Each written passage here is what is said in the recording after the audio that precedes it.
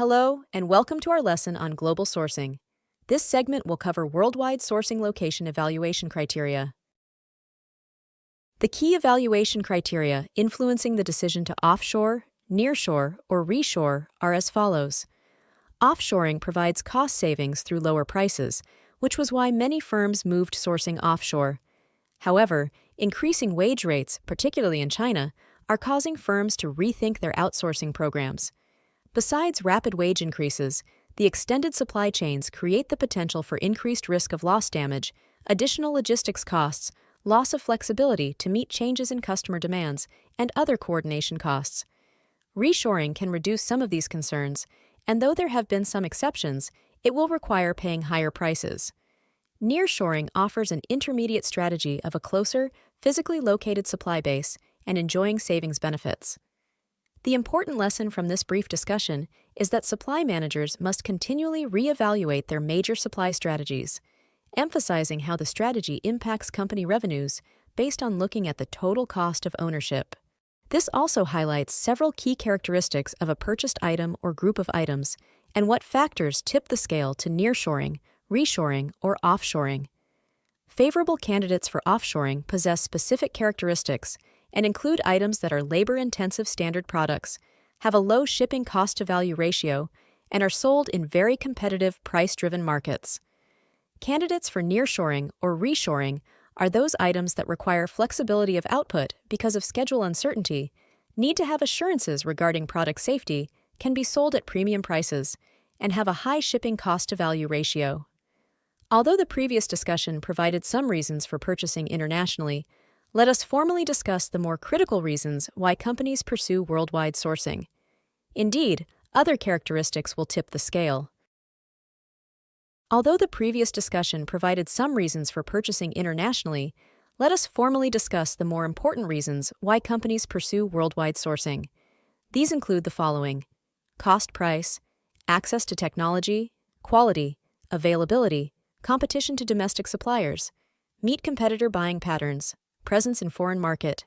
Cost differentials between countries arise because of the following: lower labor rates, different productivity levels, possible willingness to accept a lower profit margin, exchange rate differences, lower cost inputs for materials, government subsidies.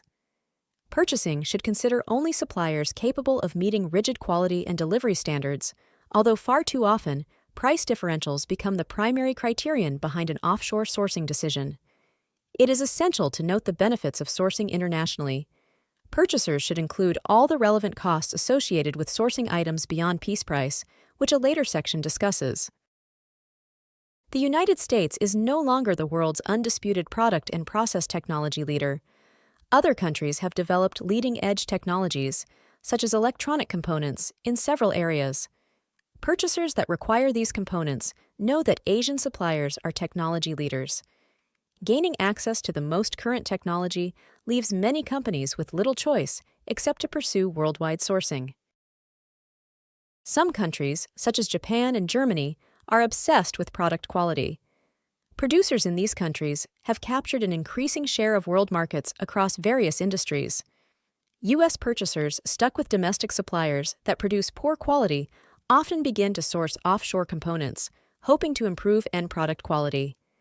The combination of consistently high quality and lower overall price has significantly contributed to the growth of U.S. companies buying internationally. Economic recessions, mergers, and government-imposed environmental regulations often result in suppliers exiting certain lines of business because of higher costs, loss of business volume, or both.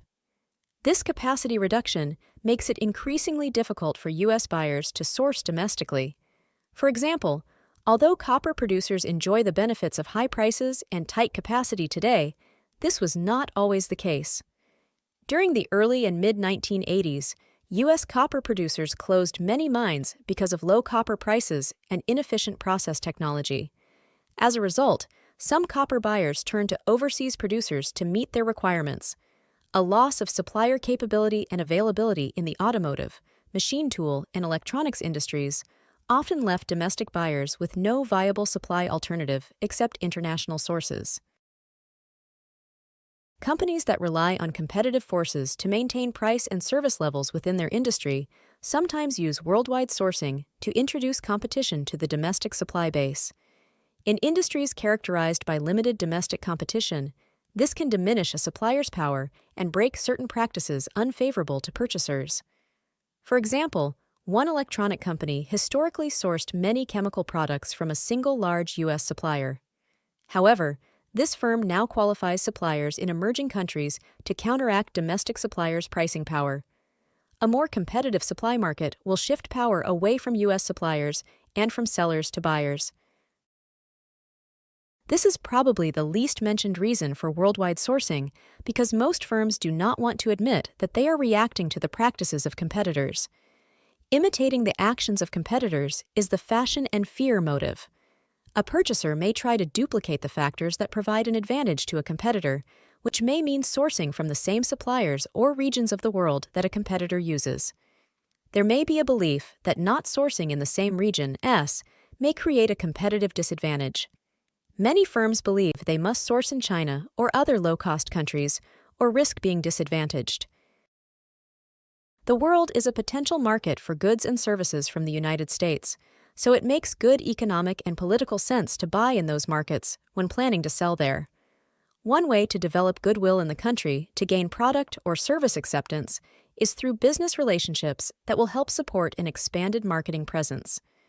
Although the exact reasons each company sources internationally will vary, they undoubtedly include some of those discussed here.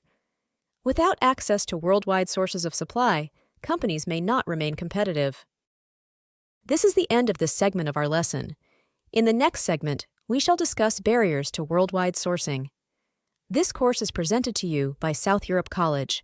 Thank you for listening, and see you on our next segment.